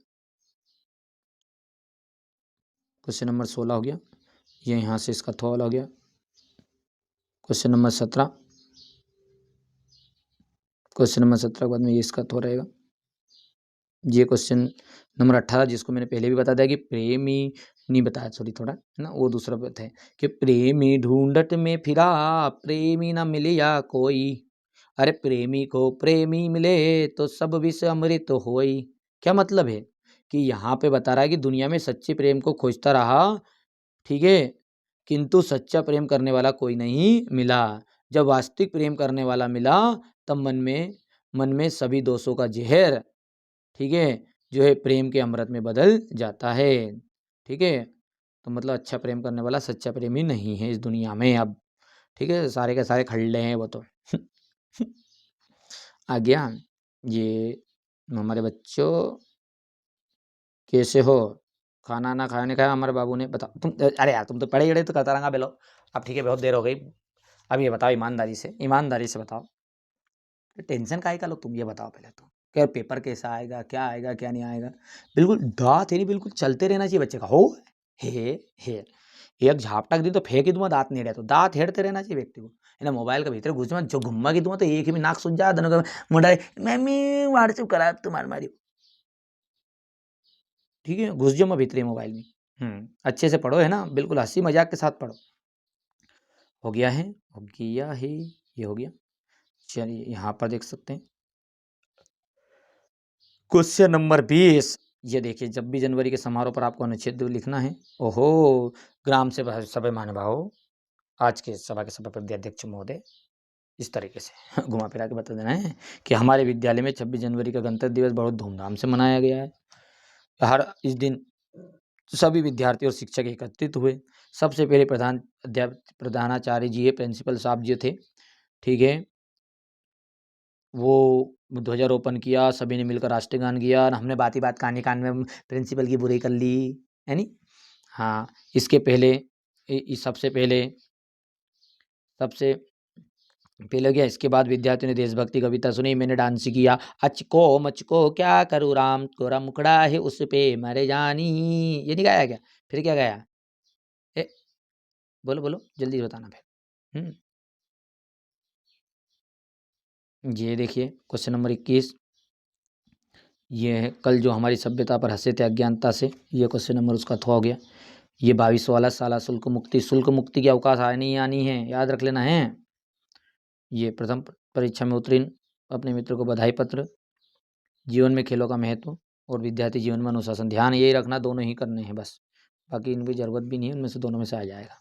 चलिए तो आगे बढ़े। तो बेटा इस तरीके से मैंने आपको इस पेपर का पूरा सॉल्यूशन दे दिया है। पहली बार आप चैनल पे सब्सक्राइब करिए और मेहनत मैंने करी है, आप भी मेहनत करिए, अच्छे रहिए, मस्त रहिए, स्वस्थ रहिए। वीडियो को शेयर नहीं करा है तो शेयर कर देना, तो सपाटा सपाटा मारे खराब आदमी में घुस जाऊँगा, मोबाइल में मारूँगा। ईमानदारी से बेटा ना, ईमानदारी से ना, तुम्हारे लिए मेहनत कर रहे हैं ना, ठीक है? तुम्हारे सामने घेंगा हो रहे, तुम जब भी नहीं भेजते हो, इतना सा क्या तुम्हारा पैसा लगे कहीं? भेज देना, ज़्यादा से ज़्यादा शेयर करना। बच्चों के पास भेजना, दीदा जी मत भेजना, पता चले नब्बी का जो है उसी के पास भेजना। आइए अब यहाँ पर अपने पास में तीसरे की बारी है। यहाँ पर देख सकते हैं 913 है, 75 नंबर के 75 नंबर कंप्लीट करा दूंगा, पर क्लास पूरी ईमानदारी से पूरी करनी पड़ेगी भैया, मैंने पहले ही कह दिया आपको, ठीक है? तो चलिए इसको भी शुरू करते हैं, ठीक है? बढ़िया से कंप्लीट करो यार, आप तो बढ़िया से, मैं जो चीजें बता रहा हूँ उसको करो। देखो झूरी के साले का नाम क्या था? गया था, गया। क्वेश्चन नंबर जो 1 है इसमें पूछा गया, देखिए सही विकल्प चुनकर लिखिए। झूरी के जो साले है उसका नाम क्या था? गया। झूरी के साले का नाम क्या था? गया। मेघ आए ये किसकी रचना है? सर्वेश्वर दयाल सक्सेना जी की रचना है, ठीक है? इस जल प्रलय पाठ की विधा है, देखो ये किस पाठ की विधा है, मतलब ये रिपोतार्ज है, संस्मरण है, एकांकी, ये क्या है? नाटक है, तो ये रिपोतार्ज है। यहाँ पर सादुक्कड़ी भाषा है कबीरदास की, देखिए इसे पंचमेल खिचड़ी भी के नाम से भी जाना जाता है, पंचमेल खिचड़ी, ये सभी पूछ ले तो भी आपको यही लिखना है, कबीरदास। इसे सादुक्कड़ी आता रहता है। कामयानी क्या है? देखो कामयानी एक महाकाव्य, याद रखना है, ठीक है? अच्छा पंचवटी, सुदामा चरित्र, ये सब क्या है? ये है आपके खंड काव्य, क्या है? खंड काव्य। कामयानी हो गया, रामचरितमानस हो गया, तो ये रामचरितमानस भी लिख देता हूँ मैं यहाँ पर, क्योंकि ये भी पूछ लेता है आपसे, रामचरितमानस ये क्या है? ये सारे के सारी चीजें क्या है? आपके महाकाव्य है, ठीक है? दो वर्णों से के मेल से होने वाले परिवर्तन को क्या कहते हैं? दो वर्णों के मेल से होने वाले परिवर्तन को हम संधि कहते हैं, और दो शब्दों के मेल से होने वाले परिवर्तन को अपन समास कहते हैं, ठीक है भैया? हो गया। चलिए आगे बढ़े। अब है आपका रिक्त स्थान। उपहास शब्द में उपसर्ग है, उपहास में उपसर्ग है। कविता के शाब्दिक अनुशासन का जो नाम है वो छंद है, पहले से भरवा लिया, मेहनत बहुत लगी है ना, वास्तविकता बता रहे हैं आपको, पहले भी कई बार बता दिया मैंने कि मेहनत बहुत लगी है, ज़्यादा ज़्यादा वीडियो को शेयर करना। महादेवी वर्मा के बाबा उन्हें विदुषी बनाना चाहते थे। रीढ़ की हड्डी एकांकी में कुल कितने पात्र है? तो 6 को भारतीय आत्मा के नाम से जाना जाता है, तो माखनलाल चतुर्वेदी को। रस को काव्य की रिक्त स्थान बताया गया है, तो रस को काव्य की आत्मा कहा गया है, इतना तो याद रहेगा। चलिए सत्य सत्य की बात करते हैं। यहाँ पर श्यामाचरण दुबे का जन्म उत्तर प्रदेश के बनारस में हुआ था, बिल्कुल सही बात है। कबीरदास जी एक समाज सुधारक के रूप में भी जाने जाते हैं, बिल्कुल सही बात है। कबीरदास जी जो है एक समाज सुधारक के रूप में भी जाने जाते हैं। हो गया बेटा, 1 सेकेंड रुक जाओ, ठीक है? 1 सेकेंड। चलिए बेटा आगे क्या है हमारा, कि नानी के मन में देश के प्रति आज़ादी का जुनून था, बिल्कुल सही बात है। अलंकारों का अनावश्यक प्रयोग, अलंकारों का यदि अनावश्यक प्रयोग हो तो कविता के सौंदर्य को कम कर देता है, तो भैया ये बढ़ा देता है। कम नहीं करता है। हवा से बातें करना अर्थ तेज गति से भागना, बिल्कुल सही बात है। डाडे जो है वो तिब्बत की सबसे खतरे की जगह है, मतलब सबसे ज्यादा खतरनाक की जगह है जो तिब्बत की, वो डांडे, डंडा नहीं है रे। अच्छा, आप आराम से शांति से करो यार, घबराओ क्यों तुम, घबराना नहीं है ना। अरे तुमसे ज्यादा मेरे को टेंशन हो, फिर तुम टेंशन करो छोटे छोटे। हाँ यार, क्योंकि मेरे को ना बच्चों को बिल्कुल कभी भी गलत जानकारी नहीं देता मैं। संस्कृत का पेपर जो ऐसा बताया वैसे का वैसे ही आया है पूरा। बिल्कुल आप फोकस करो, मैं जो चीज़ें बता रहा हूँ, मैं आपसे जानते हैं कि मैं आपको 6 तरह के क्वेश्चन पेपर देता हूँ और उसको आपको करना पड़ेगा। ठीक है, चलिए। लद्दाख का आपका आ जाएगा यहाँ पर कश्मीरी कवियत्री। सवैया का आपका रह जाएगा यहाँ पर वार्निक छंद। लेखक की नज़र अटक गई, तो लेखक की नज़र अटक गई प्रेमचंद के फटे जूते पर। तो यहाँ से देख सकते हैं त्रिफला। त्रिफला का आपका रहने वाला 3 फलों का समूह को त्रिफला कहते हैं। इंद्र का पर्यायवाची क्या है? सुरपति। विभीषिका का अर्थ है भयंकरता। हो गया। चलिए आगे बढ़ते हैं और क्वेश्चन नंबर 5 को देखते हैं। देखिए संधि कितने प्रकार की होती है, तो स्वर विसर्ग व्यंजन, ये याद ही है आपको। और लेखिका मृदुला गर्ग की परदादी ने मंदिर जाकर क्या मन्नत मांगी, तो पहला बच्चा लड़की हो जाए रे भगवान, दे दीजिए लड़की। रसखान किसके अनन्य भक्त थे? श्री कृष्ण के। इस जल प्रलय में बाढ़ का पानी को क्या कहा गया है? मृत्यु का तरल दूत। मेघ आए बड़े बंठन के, इस पंक्ति में कौन सा अलंकार है? मानवीकरण। सालिम अली की पत्नी का नाम क्या था? तहमीना। ओ मीना, तहमीना। हो गया है। चलिए आगे बढ़ते हैं।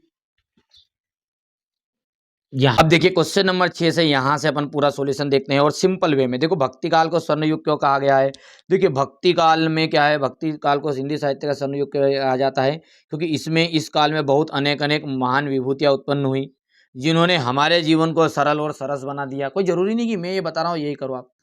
ठीक है, भक्ति काल में क्या हुआ, इसमें हमें बहुत अच्छे अच्छे धार्मिक ग्रंथ प्राप्त हुए जैसे रामचरितमानस, जिन्होंने हमारे जीवन की नई दिशा ही बदल दी। तो इसे आप कर सकते हैं। समझ में आया भक्ति काल को, कि भक्ति काल को स्वर्ण काल का युग क्यों कहा जाता है? स्वर्ण युग इसलिए कहा जाता है कि इसमें बहुत ही हमें धार्मिक धार्मिक ग्रंथ मिले। इसमें बहुत बहुत ही अच्छे अच्छे संत ने जन्म लिया। ठीक है, जैसे रामचरितमानस तुलसीदास जी के द्वारा रचित एक ग्रंथ है जो कि हमें जीवन में नई दिशा प्रदान कराता है, हमें जीवन में आगे बढ़ने के लिए मदद करता है। तो इस तरीके से आप कर सकते हैं, कोई दिक्कत नहीं, कोई इशू नहीं है, समझना है केवल। चलिए, नई कविता की विशेषता है, तो इसमें जीवन की वास्तविकता का चित्रण देखने को मिलता है। ये हटाओ, इसमें जीवन की वास्तविकता का चित्रण देखने को मिलता है। कर लोगे? क्या लिखोगे कि इसमें जीवन की वास्तविकता का चित्रण देखने को मिलता है। इसमें सरल बोलचाल की भाषा का प्रयोग किया गया है। कबीरदास जी के भाव सौंदर्य की कोई 2 विशेषताएं बताइए। तो कबीरदास की रचनाओं में ईश्वर प्रेम के प्रति गहरी भक्ति और आध्यात्मिकता की भावना प्रकट हुई है। इनकी रचनाओं में सामाजिक कुरीतियों, आडंबरों, पाखंड का विरोध देखने को मिलता है। सिंपल सी बात है यार, कितना सरल लैंग्वेज में लिखवाया आपके लिए बच्चों। सुमित्रानंदन पंत के भाव सौंदर्य की कोई 2 विशेषताएं। ठीक है, विशेष विशेष यदि आपको लगता है कि नहीं मैंने मेहनत की है, तो यार ज़्यादा से ज़्यादा वीडियो को शेयर करना है, क्योंकि यार आप सब जानते हैं कि सॉल्यूशन जो है ना, ठीक है बच्चों, देखिए आप मेरे परिवार मान लो, परिवार के बच्चे मान लो, या आप स्टूडेंट समझ सकते हो। देखो मैं तो आपको एक छोटे भाई बहनों की तरह समझता हूँ।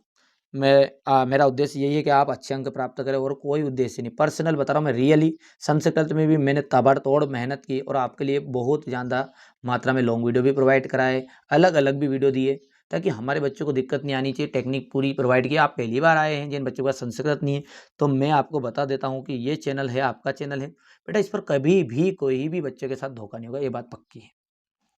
ठीक है, तो आप तो मेहनत करो, मेहनत करिए, सवाल क्वेश्चन मैं सारी चीज़ें लेकर आकर दूंगा। आप तो बताओ क्या चाहिए, हिंदी का पेपर पूरा प्रोवाइड करा रहा हूँ, कोई चिंता की जरूरत नहीं है। ठीक है, घबराओ मत तुम। जानता जानता अब देखो यार, अब मैं मेहनत कर रहा हूँ, तो आप ईमानदारी से एक बच्चा नहीं रहना चाहिए आपके स्कूल में पढ़ने वाला, आपका दोस्त मित्रगण, मामा जी फूफा जी का, जो 9वीं क्लास में हो, उसको ज़्यादा से ज़्यादा इस वीडियो को शेयर करना, पक्का, ईमानदारी से यार, पक्का। ठीक है, देखिए अब मैं मेहनत कर रहा हूँ, आप भी मेहनत करो बेटा, और आप और अपन मिलकर बिल्कुल एमपी बोर्ड में तहलका मचाएंगे। डरो क्यों तुम? सुमित्रा नंदन पंत के भाव सौंदर्य की विशेषता बताइए। तो सुमित्रा नंदन पंत की रचनाओं में प्रकृति का सौंदर्य और कोमल चित्रण देखने को मिलता है। उनकी कविताओं में मानवता और प्रेम सौंदर्य की भावना देखने को मिलती है। कवि माखनलाल चतुर्वेदी ने हथकड़ियों को गहना क्यों कहा है? तो माखनलाल चतुर्वेदी ने हथकड़ियों को गहना इसलिए कहा है क्योंकि स्वतंत्रता सेनानियों के लिए देश की आज़ादी के समय जेल जाना गर्व की बात थी। ठीक है, वे देशभक्ति के कारण हथकड़ियों को भी आभूषण की तरह सम्मानजनक समझते थे। देखिए, ये सिंपल वे में है, ताकि अब देखो ज़्यादा समय लगेगा, ज़्यादा ही डिटेल में पढ़ाऊंगा तो डीप में जाऊंगा तो ये हमारे बच्चों को याद भी है। देखो आप तो, ये देखिए, काव्य किसे कहते हैं, काव्य के क्या क्या है। ठीक है, कि जब किसी भाव, विचार, ठीक है, अनुभव को सुंदर और प्रभावशाली शब्दों में व्यक्त किया जाता है तो वो क्या कहलाता है, आपको काव्य कहलाता है। ठीक है, बस इसके दो भेद होते हैं, श्रव्य काव्य और दृश्य काव्य। वात्सल्य रस क्या है कि मैया मोरी में नहीं माखन खायो, हे चारु चंद्र की चंचल किरणें खेल रही है जल थल में। ठीक है, इस तरीके से याद करना बेटा, एंजॉय के साथ पढ़ो इसको। ठीक है, जब एक ही वर्ण या अक्षर की बार बार आवृत्ति हो तो होने से वाक्य में मधुरता उत्पन्न होती है, वहां अनुप्रास अलंकार होता है। देख सकते हैं स्थायी भाव और संचारी भाव क्या है। देखिए, स्थायी भाव और संचारी भाव में कुछ भी नहीं है। देखिए, स्थायी भाव की संख्या 10 मानी गई है, संचारी भावों की संख्या 33 मानी गई है। स्थायी भाव ये हृदय में स्थायी रूप से विद्यमान रहते हैं, ये कुछ समय रहकर नष्ट हो जाते हैं। ठीक है, इस तरीके से हो जाता है, ये कर सकते हैं। मैंने आज सेपरेट वीडियो में बताया, आप सर्च करोगे स्थायी भाव संचारी भाव मंत्र तो और सरल आपको समझ में आ जाएगा। हो गया, जो क्वेश्चन कठिन लगे वो उसको सर्च भी कर सकते बेटा, ऐसा कोई दिक्कत थोड़ी यार कि नहीं यार हम ही कलेक्टर है साहब, नहीं हम हमारे पास से पढ़ोगे जब आएगा। और ईमानदारी से बताना संस्कृत का पेपर कैसा गया आपका, ईमानदारी से मेरे द्वारा बताए गए क्वेश्चन में से। ठीक है, यहाँ देखिए क्वेश्चन नंबर 14 है, और पहली बार आए हैं तो भैया विश्वास कर लो, क्योंकि ये चैनल कभी भी बच्चों के साथ धोखा नहीं करता, एक बात ध्यान रखना है। पर ना जाने बच्चे क्या करते हैं, बस एक आधा वीडियो देख लेते हैं और चले जाते हैं। भाई साहब मैं आपको बता दूं 6 तरह के पेपर आ रहे हैं एमपी बोर्ड में, 6 तरह के। 9th में ABCDEF हो गया है। निपात शब्द की परिभाषा आपको लिखनी है। यहाँ से देखिए क्वेश्चन नंबर 17 आपका, रीढ़ की हड्डी एकांकी के आधार पर गोपाल प्रसाद के चरित्र की कोई 2 विशेषताएं लिखिए। यहाँ से देखिए, पाहन हो तो वही गिरी को, कियो हरि छत्र पुरंदन धारन, जो खग हो तो बसेरो करो मिली, कालिंदी कुल कदम्ब की डारन, पाहन हो तो वही रस खाने बसो, ब्रज गोकुल गाँव के ग्वारन। तो प्रस्तुत पद में पाठ्य पुस्तक में सवैये से लिया गया है। इसके रचिता कौन है, कृष्ण भक्त रसकान जी है। हो गया, प्रसंग है, पढ़ लेना है ना, पढ़ लोगे। ये भी करना है, फैली खेतों में दूर तलक। हो गया, यहाँ से आप देख सकते हैं। चलिए इसके बाद में ये यहाँ पर है, संदर्भ प्रसंग हो गया, ये व्याख्या हो गई यहाँ पर। समय के महत्व को विषय पर अनुच्छेद लिखना है आपको। हो गया, पानी बचाओ और पानी बचाने पर एक विज्ञापन लेना है। देखिए क्या सिंपल सा है, पानी है अनमोल इसे व्यर्थ न बहाओ, आज पानी बचाओगे तो कल भविष्य सुरक्षित पाओगे। नल को खुला ना छोड़े, पानी का सदुपयोग करे, वर्षा जल का संचय करे, संदेश है जल है तो कल है। नहीं समझ में आए तो खूब पानी ढोलो, एक बाल्टी पानी में नहीं ले, पर ट्यूबवेल का नीचे जाके बैठ के नहाएगा भैया जीवन। हो गया बेटा, हो गया बेटा। मेहनत बहुत लगी यार, वास्तविकता बता, तो मेहनत सार्थक आप लोग बच्चे ही कर सकते हैं। ठीक है, आप ज़्यादा वीडियो को शेयर कर दीजिएगा, क्योंकि यार सॉल्यूशन प्रॉपर सॉल्यूशन दिया है, ऐसा भी नहीं कि नहीं यार कि चलो ठीक है हर कहीं से गूगल सर्च वर्च कर के, तो ये ऐसा काम नहीं है अपने पास में। मैं बच्चों को देता हूँ तो सही तरीके से देता हूँ, ठीक है, बाकी नहीं तो देते ही नहीं हूँ। देखो ध्यान से देखना है, जीवन में खेलों का महत्व, विद्यार्थी जीवन में अनुशासन, ये दोनों तो करने ही करने, दोनों में आपका काम पूरा हो जाएगा, बस करने की जरूरत नहीं। चलिए आगे बढ़ते हैं।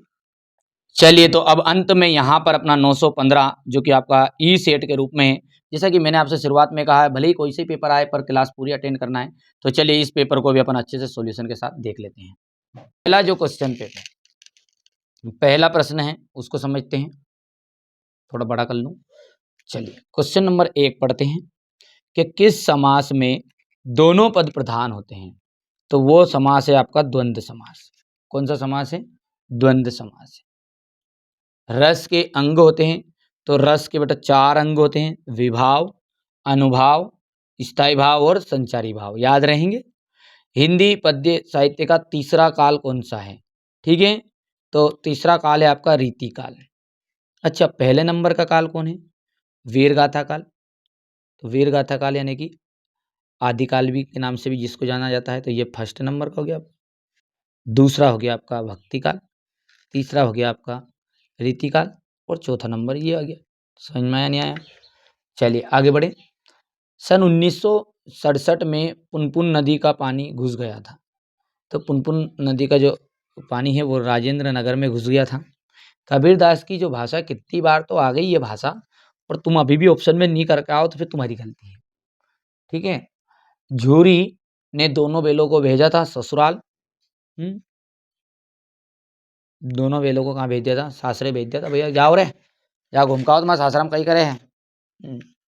चलिए अब अपना क्वेश्चन नंबर 2 है कि उपमेय में उपमान का जो आरोप हो वहां पे रूपक अलंकार होता है।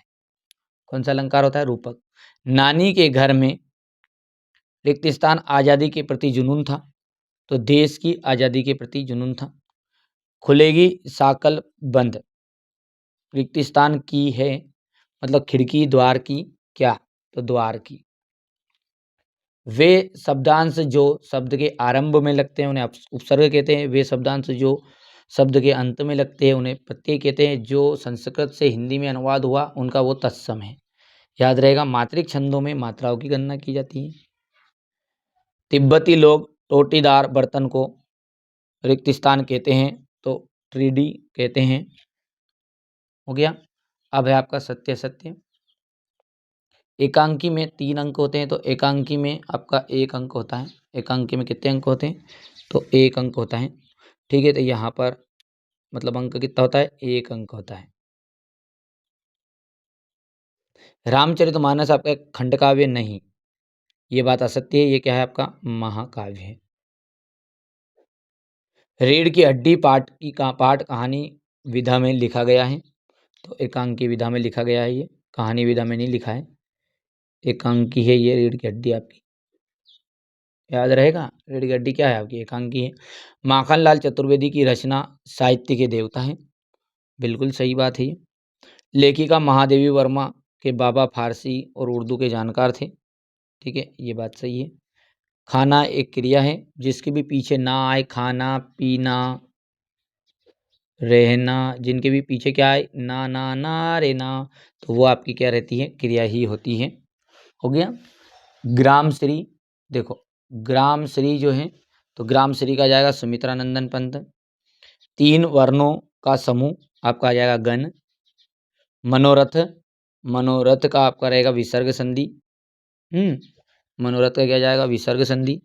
संस्कृति तथा शिक्षा, संस्कृति तथा शिक्षा जो है वो श्यामाचरण दुबे आ जाएगा।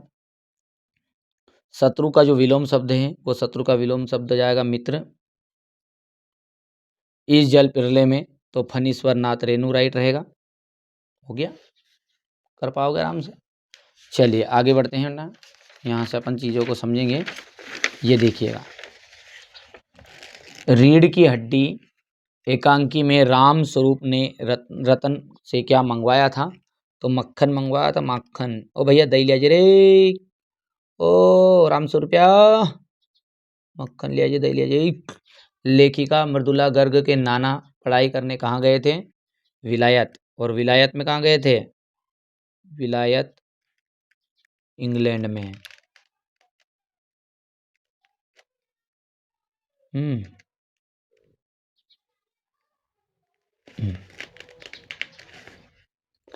चलिए, रसखान किसके रसखान किसके अनन्य भक्त हैं? तो कृष्ण जी के। साहित्यिक पुरखे किसे कहा गया है? तो साहित्यिक पुरखे कहा गया कवि और लेखकों को।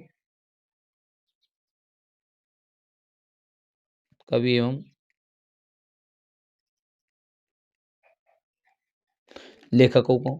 जहाँ काव्य का आधार शब्द होते हैं वहाँ अलंकार होता है, तो शब्द अलंकार।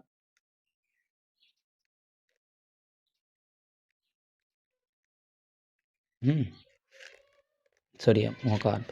रचना के आधार पर वाक्य के भेद होते हैं, तो 3 होते हैं, ध्यान रखना है। रचना के आधार पर वाक्य के कितने भेद होते हैं? 3 होते हैं। तीनों के नाम सरल, संयुक्त और एक और क्या जाएगा? मिश्र। पर ध्यान रखना है अर्थ के आधार पर, यहाँ स्टार कर दूं, अर्थ के आधार पर, अर्थ के आधार पर होते हैं 8 प्रकार। कितने प्रकार के होते हैं? 8 प्रकार के होते हैं, याद रहेगा। ये दोनों में से एक आना है। अब देखिए क्वेश्चन नंबर 6 को देखिए, पद्य साहित्य के इतिहास को कितने कालों में बांटा गया है? ये ठीक है, ये से ये जो सारे के सारे क्वेश्चन है वो आपके ए से लगा के जो डी तक मैंने आपको क्वेश्चन पेपर प्रोवाइड कराए हैं ना, इनमें से फंस जाएंगे। ठीक है, ये देखिए हो गया। क्वेश्चन नंबर ये रहा 11 हो गया है। क्वेश्चन नंबर 12, ये क्वेश्चन नंबर 13 आपका। क्वेश्चन 14, 15, तत्सम शब्द किसे कहते हैं? देखिए 17 हो गया। फणीश्वर नारायण नैनो के मृत्यु का तरल दूध किसे कहा गया है? क्वेश्चन नंबर 17 के बाद में आपका जाएगा क्वेश्चन नंबर 18, ये इसका था। क्वेश्चन नंबर 19 से 2 बेलों का। क्वेश्चन नंबर 20, क्वेश्चन नंबर 20 के बाद में आपका रहेगा ये क्वेश्चन नंबर 21। यहाँ से देखिए क्वेश्चन नंबर 21 का था ये। क्वेश्चन नंबर 21 के बाद में 22 और ये 23 हो गया है। क्वेश्चन नंबर जो 22 है इसमें दिया गया है, देखिए अपने प्राचार्य को शाला शुल्क मुक्ति के पर आवेदन पत्र लिखना है। ठीक है, शाला शुल्क मुक्ति और स्थानांतरण प्रमाण पत्र दोनों में काम हो जाएगा आपका। जीवन में खेलों का महत्व और विद्यार्थी जीवन में अनुशासन, ये मैंने कई बार आपको बता दिया और अंत में भी कह रहा हूँ। ठीक है, तो ये मैंने आपको इस तरीके से पूरे के पूरे पेपरों को सॉल्यूशन के साथ प्रोवाइड कराने की कोशिश की है। जल्दबाजी में ये 2 क्वेश्चन पेपर का सॉल्यूशन नहीं बना है क्योंकि यार समय नहीं मिल पाया, बट बहुत मेहनत की। फिर भी अब मेरी मेहनत को सार्थक आप कैसे बना सकते हैं, इस वीडियो को जरूर जरूर जरूर शेयर करना है ना, और अपने दोस्तों के साथ जरूर पहुंचा देना भैया, जिनके जिदाई को नहीं पहुंचाना, जो नवी में उनको ही पहुंचाना है। चलिए, पहली बार आप चैनल पे सब्सक्राइब कर लीजिएगा, नोटिफिकेशन ऑन करना, क्योंकि मैथ्स में पूरी चीज़ें मैं प्रोवाइड करवाऊंगा और यदि आप लोग सपोर्ट करोगे, ठीक है, तो ही मैं आप लोगों का साथ दूंगा। रियली बता रहा हूँ, नहीं तो 11th क्लास भी बहुत बेचारी तड़प ही रही है अपने लिए तो।